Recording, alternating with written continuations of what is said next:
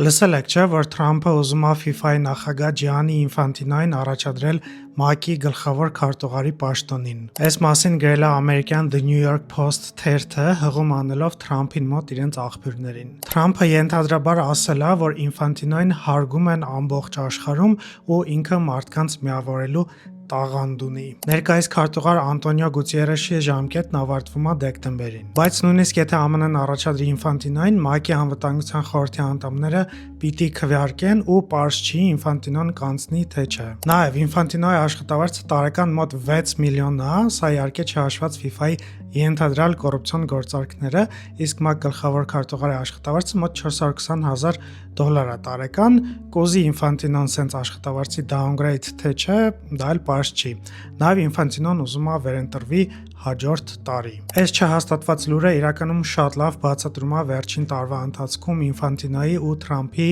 մերձեցումն ու բարեկամությունը։ Օրինակ, այս աշխարհի առաջնության ընթացքում Թրամփի զանգով FIFA-ն թույլ տվեց, որ Բալոգունը խաղա Բելգիայի դեմ, չնայած նախորդ խաղում ստացած կարմիր քարտի։ Հիշենք նաև FIFA-ի նոր խաղաղության մրցանակաբաշխությունը, որի առաջին մրցանակը իհարկե FIFA-ն տվեց Թրամփին։ Չմոռանանք նաև Թրամփի ու Ինֆանտինոյի հաճախակի դարձած հանդիպումները եւ այլն։ Ինֆանտինոն այս լուրը դեռ չի մեկնաբանել, ես իհարկե կհետևեմ զարգացումներին, իսկ դուք մեկնաբանություններում գրեք ձեր կարծիքը, լայքեք, բաժանորդագրվեք, մինչ